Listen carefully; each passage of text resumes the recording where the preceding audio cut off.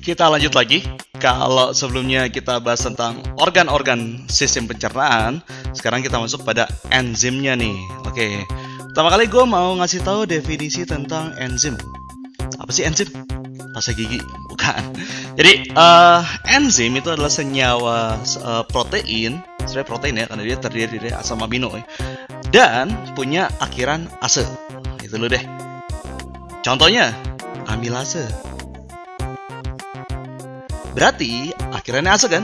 Depannya apa coba? Amil. Amil itu berarti amilum kan? Oke, amilum itu apa sih? Amilum itu polisakarida kan? Misalnya nasi itu mengandung amilum, minsan mengandung amilum, ubi mengandung amilum, zat pati kalau kita bilangnya di bahasa Indonesia. Nah, amilum diubah oleh amilase ini, oke, diubah menjadi zat-zat yang lebih sederhana. Misalnya adalah glukosa. Nah, tanpa adanya amilase atau enzim ini nih, amilum berubah jadi glukosa. Misalnya dengan amilase itu cukup dengan waktu 2 menit. Kalau tanpa amilase bisa-bisa berapa coba? Tebak waktunya? 2 jam? 2 minggu? Iya, bisa-bisa 2 tahun. Iya, lama banget. Iya, makanya. Jadi, definisi enzim adalah katalis dari reaksi kan. Oke. Katalis itu artinya mempercepat reaksi. Iya. Jadi, definisi enzim adalah zat yang mempercepat reaksi. Nah, ini perlu kan ya di pencernaan, karena sistem pencernaan itu kan mengubah suatu zat menjadi zat lain kan. Oke, sekarang kita bagi deh. Daripada bingung, gue baginya kayak gini aja ya. Misalnya, pertama gue bagi karbohidrat sesuai zat-zat yang utamanya ya. Karbohidrat, terus yang kedua adalah protein, yang ketiga adalah lemak atau lipid, yang keempat adalah asam nukleat. Jadi gue bagi cara kayak gini nih. Misalnya gue bagi sekarang karbohidrat itu dicernanya di mana dulu oleh enzim apa, lalu lanjut ke protein. Oke, gue coba bagi ke bawah sini supaya lebih apa ya. Wah, ini kayak agak kurang ini ya, kurang imbang nih. Gue bikin grafik yang bagus dulu ya.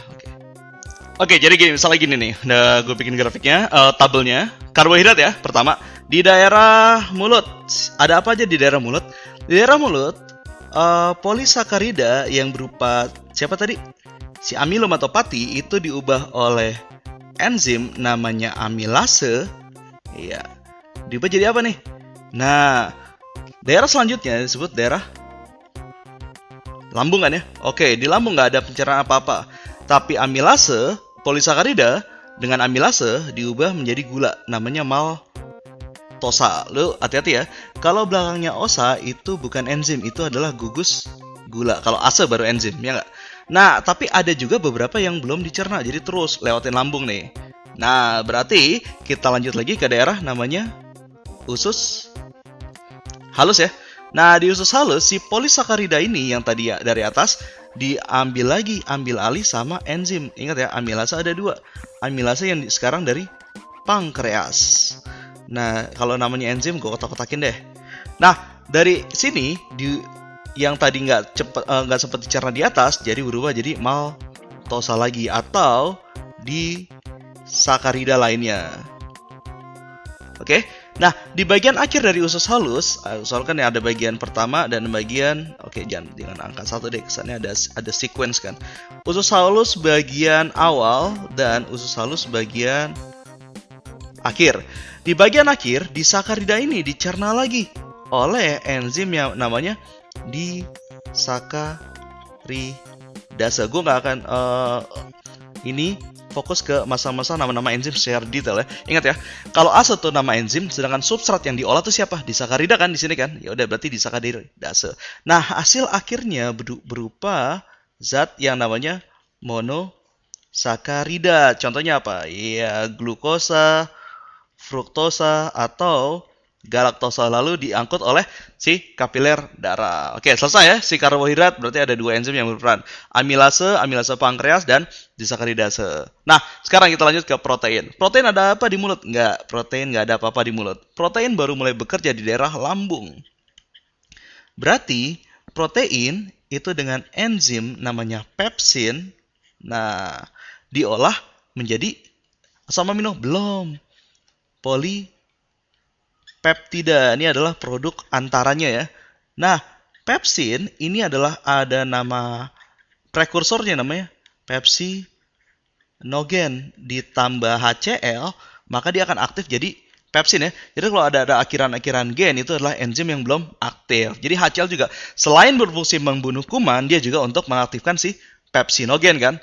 Oke, sekarang kita lanjut ke sini. Si polipeptida ini langsung diolah sama enzim-enzim yang misalnya namanya tripsin. Terus ada namanya kemotripsin. Ini dihasilin oleh si pankreas. Makanya pankreas tuh penting banget kan. Dia banyak ngasilin enzim-enzim di pencernaan. Tadi aja dia udah amilase, sekarang malah ini kan. Nah, si polipeptida dia di sini nih jadi apa coba? Jadi ikatan-ikatan peptida. Kalau poli kan banyak kan? Oke, lanjut lagi ke bawah. Nah, di daerah usus halus, ini kan daerah usus halus awal kan, ada pankreas.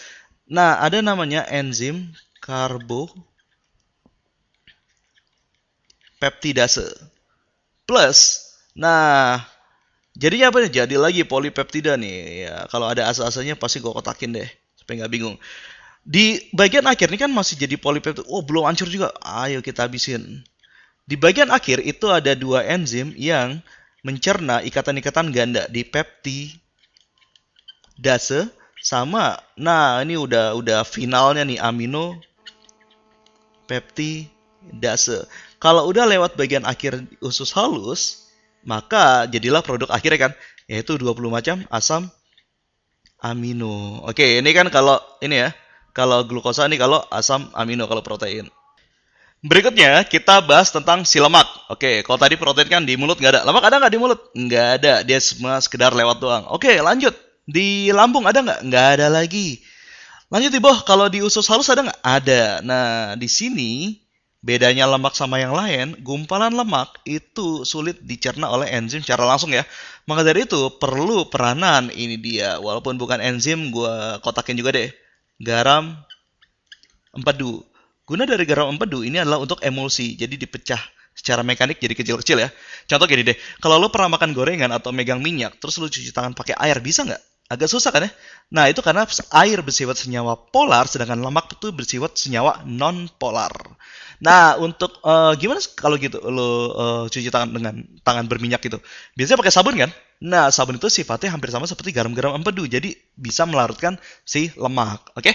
Nah, karena itu dia nggak mencerna jadi itu ya, seperti enzim ya, tapi secara fisik dari gumpalan dia berubah jadi butiran lemak. Oke, nah baru fungsinya si pankreas nih, ada enzimnya lipase, berarti enzim untuk mencerna si lipid kan, lipase dari pankreas.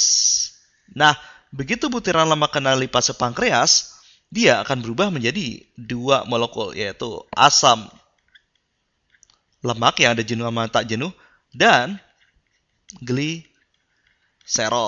Oke ya.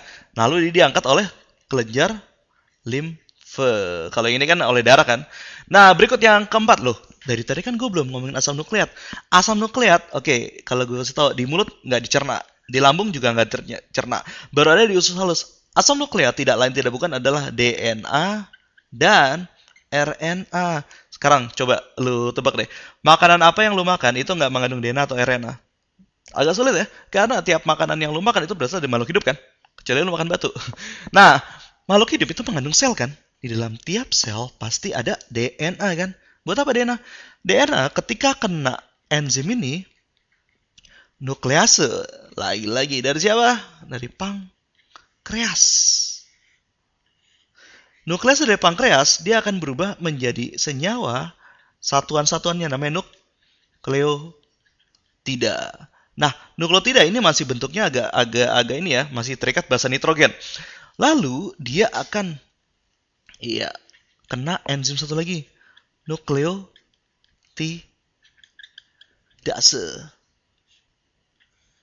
Oke, kita dapat nukleotidase, dia dapat basa nitrogen udah kepisah. Namanya adalah, bedanya nukleotida sama nukleosida nanti lo pelajari di kelas 3 di bagian tentang DNA atau RNA. Tapi sekarang lo tahu dulu bahwa nukleotida itu dengan adanya basa nitrogen, sedangkan nukleosida itu tanpa basa nitrogen.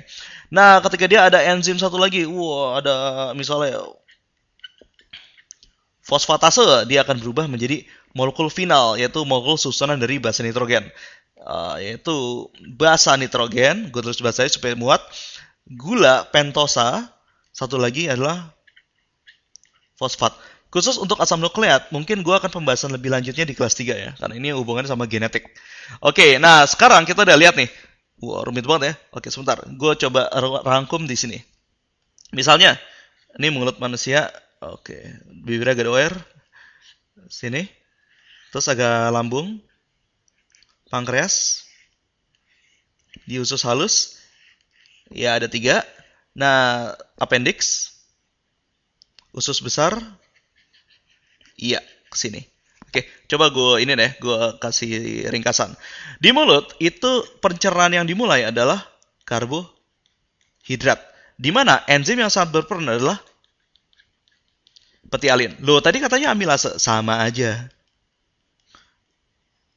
Nah, petialin atau amilase itu mengubah karbohidrat atau zat pati kompleks menjadi apa tadi? Gula maltosa. Maltosa itu masih di sakarida ya. Turun ke bawah, di lambung nggak ada apa-apa. Tapi ketika di pankreas di sini ada lagi kan, yaitu diubah lagi. Oke, tapi intinya karbohidrat itu dimulai dari mulut. Sekarang gue mulai yang kedua, protein. Protein pencernaannya dimulai di daerah lambung. Nah, gue gini deh supaya lu fokus. Protein di sini pertama kali dipecah adalah protein, ada enzim namanya pepsin. Ini untuk mengubah menjadi polipeptida. Terus ada lagi namanya tripsin di usus halus, mengubah menjadi dipeptida. Atau lebih simpel lagi. Nah, terakhir ada namanya sama ini yang final, amino. Nah, ini untuk mengubah menjadi bentuk finalnya. Gue pakai bahasa Inggris lagi. Asam amino, bukan amino acid ya. Sama aja sih. Berarti intinya pencernaan protein itu dimulai dari si lambung. Oke, sekarang kita lanjut ke daerah sini. Lipid. Lipid mulai dicerna itulah ketika mulai masuk ke duodenum. Karena adanya, yang pertama, adanya garam empedu. Dari mana? Dari hati. Oke. Untuk prosesnya namanya emulsifikasi. Yang kedua adalah dari pankreas, lipase. Oke, ini mengubah dari lipid itu punya nama khusus ya, trigliserida. Oke, gue saranin lu nonton biokimia untuk tahu bedanya lipid, trigliserida sama steroid. Akan diubah menjadi asam lemak dan gliserol. Oke, berarti yang paling mudah dicerna adalah karbohidrat, protein. Yang paling sulit adalah lipid. Oke, berarti cukup sekian enzim-enzim yang ada di pencernaan. Tapi gimana kalau ada enterokinase, ada enzim-enzim nama-nama lainnya? Tenang aja ya. Jadi gini, gue pikir kalau di soal-soal yang penting lo tahu gambaran besar dulu. Ada tiga jenis enzim, mencerna lipid, mencerna protein, sama mencerna karbohidrat. Dan lokasi-lokasinya. Dan lu tahu asal mula di mana dia dicerna, itu aja. Kalau lu cuma ngapalin itu gampang. Kalau emang lu pengen ngapalin, jujur aja itu gampang banget. Tapi yang sulit adalah mengerti konsep secara keseluruhan baru dimasukin ke otak. Oke? Kalau udah lu ngerti ini, lu sekarang mau ngapalin 5 menit juga jadi. Oke? Cukup enzim-enzim di pencernaan manusia.